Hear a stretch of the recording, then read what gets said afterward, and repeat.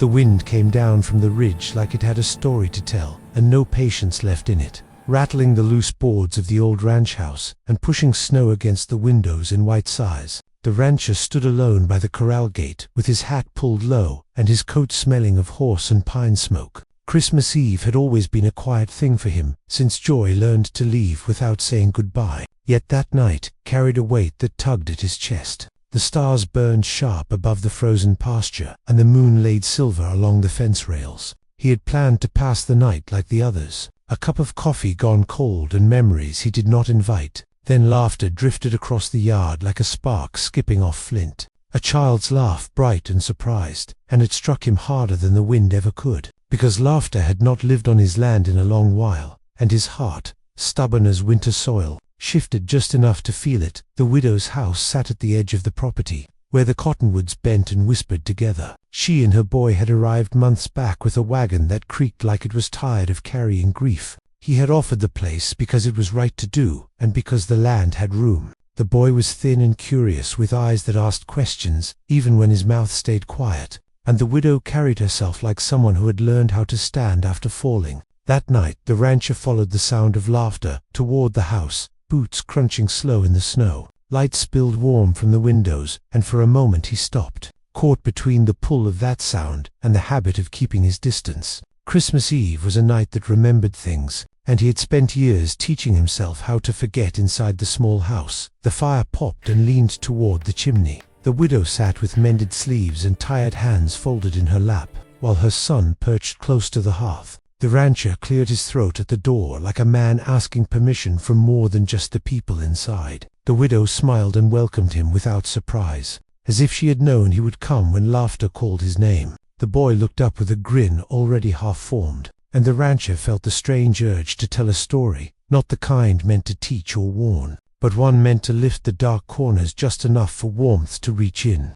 He took the chair offered and rested his hat on his knee. The firelight caught the lines on his face and made them look like trails on a map, each one leading somewhere he had been before. He began slow, voice rough from quiet years, talking about a Christmas long ago when the snow came heavier than expected and a steer went missing up on the north slope. He told it plain and true, but with a softness he had forgotten he possessed. The boy's eyes widened and his mouth opened in delight at the way the rancher described the stubborn steer, as if it had opinions of its own. Laughter bubbled up again, free and ringing, and it warmed the room better than the fire ever could. The widow watched with something like relief and wonder, seeing the boy lean forward, seeing the rancher lean into the telling, as if the story itself was a bridge between two lonely shores. The rancher let the story wander the way old trails do, What was it like adding out there? the sound of the Cold, wind, the creak of warm saddle here. leather, the way the moon can trick a man into thinking shadows are alive. The boy laughed when the rancher spoke of slipping on ice and landing hard in the snow,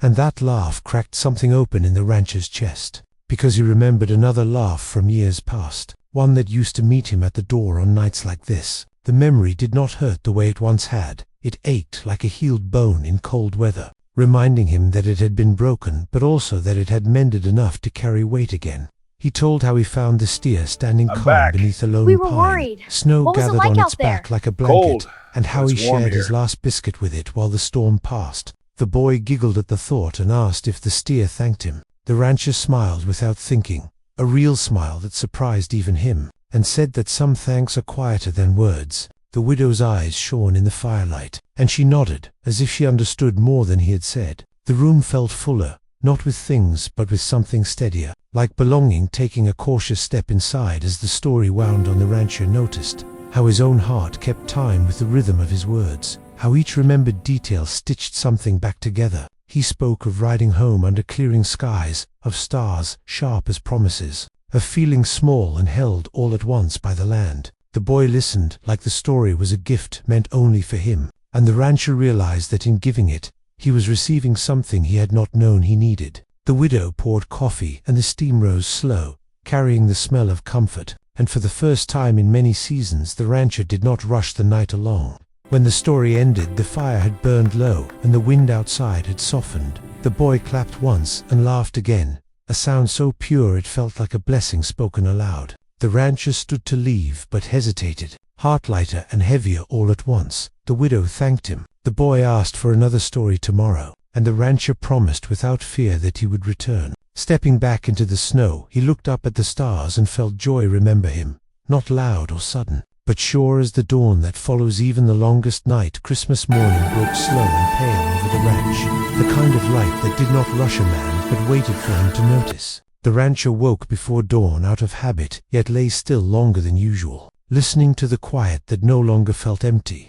The laughter from the night before lingered like warmth in a blanket that had not yet cooled. He dressed and stepped outside, where frost glittered on the fence wires and the horses breathed clouds into the air. Every sound felt sharper, the creak of leather, the crunch of snow, the low knickers greeting him as if he were part of something again. He worked the morning chores, steady and unhurried, mind drifting back to the boy's wide eyes and the widow's calm smile, and he realized that the land itself seemed to lean closer, as if curious about this new thing taking root. When the sun cleared the ridge, he found himself saddling his horse, not for work but for company, riding toward the cottonwoods with a wrapped parcel tied behind the saddle, a simple thing he had found in an old trunk, a carved wooden horse worn smooth by years of handling. He did not question why he carried it now, only that it felt right. The widow's door Grandpa, opened before he could a horse! knock. The boy, A fine already steed. bundled Where'd you and find bright it? with In the expectation. snow! Can we Christmas keep it? did not weigh heavy on him the way it did on grown folk.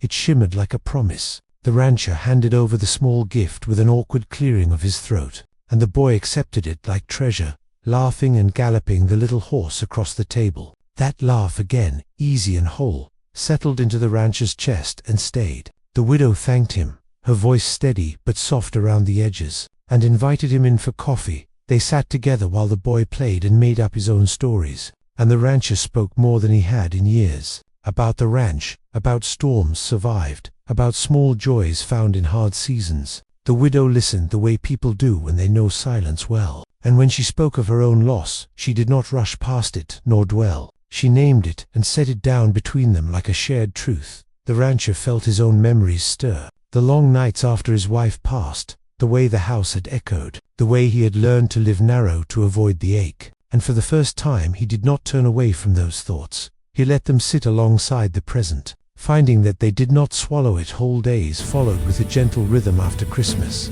Snow fell and melted, work went on, yet something had shifted. The boy took to following the rancher during small tasks, asking questions that pulled stories out of him without effort, about why fences run straight and creeks wander, about how a man knows when a horse trusts him. The rancher answered as best he could, discovering that explaining a thing made him see it fresh. The widow helped around the place when she could, mending, cooking, offering kindness without asking for anything back. Evenings found them sometimes together by the fire, the rancher telling another tale from the long road of his life, the boy laughing or gasping in the right places, and the widow watching the change take hold. She saw how the rancher's shoulders eased, how his eyes warmed, and she wondered at the quiet way hearts can begin again, not with grand declarations, but with shared bread and steady presence. Outside the wind still roamed the plains, but inside there was shelter built of words. And When I was one your evening, age, I the climbed rancher that big told a oak tree. story he had Really? not Were you planned to scared? share, He was about very his wife, brave. And a fast. Christmas long past, when money was scarce but hope felt endless. He spoke of her laugh, not unlike the boy's, and how she had believed stories were a kind of prayer. The room grew quiet, the fire hummed, and he felt the old ache rise, sharp and familiar. Yet it did not overwhelm him, because the boy leaned closer and asked gentle questions, and the widow's presence grounded the memory, turning it from a wound into a tribute. The rancher realized then that joy does not erase sorrow. It stands beside it and says you are not alone. When he finished the story, the boy did not laugh. He nodded, solemn and wise beyond his years, and said it was a good story, the kind that stays. Those words settled deep, because that was what the rancher had feared most, that nothing good would stay again. Winter pressed on, and with it came small trials, a sick calf, a fence downed by wind, moments that would once have closed the rancher inward, but now he found himself sharing the weight, the widow offering help, the boy cheering small victories, the rancher teaching patience and care, laughter returning even on hard days. He noticed how the boy's laugh no longer startled him but steadied him, how it reminded him of the worth of simple moments, a shared meal, a job well done, a story told at the right time. The rancher's heart learned a new rhythm, one that allowed joy without fearing its departure. He still missed his wife, always would, but that missing no longer felt like a sentence, more like a measure of love that had been real and lasting. One night, near the end of winter, a storm came hard and fast. Snow thick as wool and wind howling like it had a score to settle. The rancher rode out to check stock and found himself caught longer than planned. When he finally returned, the widow and boy waited by lantern light, worry plain on their faces. The sight of them there struck him deeper than any fear the storm had stirred. He realized then how much he had come to care, not in a way that erased the past, but in a way that honored it by continuing. Inside by the fire he told a story to calm the boy's nerves, making light of the storm, turning danger into something faced and past. The boy laughed, despite himself, and the rancher felt that familiar warmth spread again, stronger now. Rooted as the season edged toward spring, the rancher understood that Christmas Eve had not been an ending, but a beginning. That one story told by the fire had opened a door he thought locked for good. He did not know what shape the future would take, whether joy would stay or shift, but he no longer braced against it. He let himself hope in small, careful ways. The widow met his gaze more often now, a shared understanding there, unspoken and unheard. The boy's laughter carried across the yard on brighter days, and the rancher found himself smiling before he noticed. The land too seemed to soften, green pushing through thawed ground, life insisting on itself. On a quiet evening the rancher sat alone for a moment, hat on his knee, fire low, and reflected on how stories have a way of finding the cracks and filling them with light. He thought of Christmas Eve and the sound that had drawn him from the cold, a laugh that had bridged years of silence. He knew now that joy remembered him because he had allowed himself to remember it, and as he rose to join the widow and her son for supper, he carried that knowledge with him, steady as a promise, ready for whatever story came next. Spring did not arrive all at once. It never does on that stretch of land. It came the way trust comes, cautious and tested. Mornings warmed just enough to soften the frost. Afternoons smelled faintly of damp earth and old grass, and the rancher found himself rising each day with a sense of purpose that went beyond habit. The widow and her son had become woven into the pattern of his days, not as visitors but as neighbors of the heart. The boy rode beside him sometimes, bundled and proud, learning how to sit a saddle and read the moods of horses, laughing when mistakes landed him in the dust. That laugh carried across the pasture and settled into the rancher like a song he knew by heart. Now, the widow watched from the porch often, her smile quiet and full, and the rancher felt the land breathe easier for their presence, as if the soil itself approved of this new shape of life. He told stories as they worked, stories about the land before fences, about storms that taught patience, about men who learned too late that hardness is not the same as strength. Each word stitched another thread between past and present, and he sensed that the boy was not just hearing tales but inheriting something steadier, a way of meeting the world with open eyes and a ready laugh. There were days when the old grief rose unexpected, a smell of smoke, a tune carried on the wind, moments that tugged the rancher backward, but now he did not face them alone. The widow noticed the way his voice changed and would meet him with a look that said she understood. She carried her own memories like that,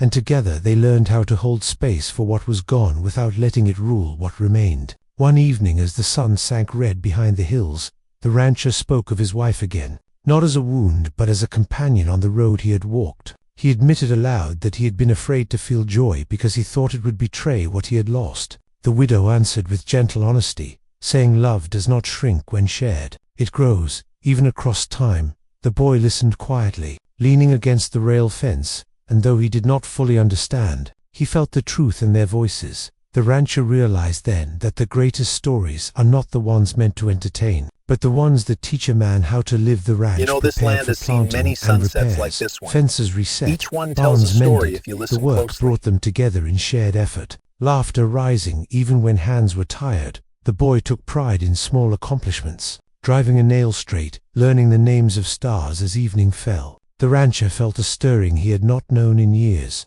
a sense of building towards something rather than merely holding ground. Neighbors noticed the change, how the ranch that once felt closed now carried light at its windows, how a child's laugh sometimes rode the wind ahead of the rider, and the rancher did not mind their glances or questions. He had nothing to hide anymore. Joy had found him honest and willing. One afternoon as they rested beneath the cottonwoods, the boy asked why the rancher told so many stories. The rancher considered before answering. saying stories remind us who we are and who we can still become. The boy nodded as if he had been waiting for that answer all along, when winter hinted at its return in the crisp evenings of late fall. The rancher felt no dread, only reflection. The year had turned him in ways he would not have believed possible. The widow had become more than a guest on his land. She was a partner in its care, and in the quiet hopes they shared. Nothing rushed, nothing forced. The boy thrived in the wide spaces, confident and curious. Laughter still his first language. As Christmas approached again, the rancher felt the memory of last year's Eve rise gentle and bright. He prepared not with solitude, but with intention, stringing lanterns along the porch, cutting extra wood, planning a meal meant for more than one. The land lay quiet under early snow, stars sharp as ever, but this time the silence felt companionable. Waiting for voices on Christmas Eve, the fire burned strong and the room filled with familiar warmth. Neighbors stopped by, drawn by invitation and rumor of good cheer. The rancher found himself telling the old story again, the one about the missing steer and the shared biscuit beneath the pine. The boy laughed just as he had the year before, though now he added his own embellishments, making the tale wilder and funnier. The room rang with laughter, and the rancher felt the deep satisfaction of continuity. The widow caught his eye across the firelight, gratitude and something deeper passing between them. He understood then that the story had changed because he had changed. It was no longer about surviving the storm alone, but about finding warmth together later. And the old When oak the tree guests stood had firm, gone its and the roots boy deep in the slept earth. curled Like near our the cabin. hearth, Yes, the strong rancher and and the warm. widow Full of sat stories. in the quiet that follows a good day. The rancher spoke softly of the moment a year ago when he first heard that laugh and felt his heart remember joy. He admitted that it had saved him in ways he was only now understanding. The widow reached for his hand, not as a promise demanded, but as one offered, and he took it without fear. Outside, the wind moved gentle through the cottonwoods, carrying no sorrow, only the steady sound of a land at rest. In the years that followed, the rancher continued to tell stories. And then Some the snow started old, falling even some harder. newly Continue made. stories, Grandpa The boy tells. grew taller that's and magical. wiser, Remember his the time laughter we got snowed in deepening, last but winter? never losing its spark. The widow and the rancher built a life marked by patience and shared purpose. The ranch stood as witness to it all. Seasons turning, storms passing, joy returning again and again in unexpected forms. The rancher learned that happiness is not a thing a man claims once and keeps forever. It is something he practices, through kindness, through openness, through the courage to speak, even when his voice shakes. And when the rancher looked back on the Christmas Eve that began it all, he did not see loneliness anymore.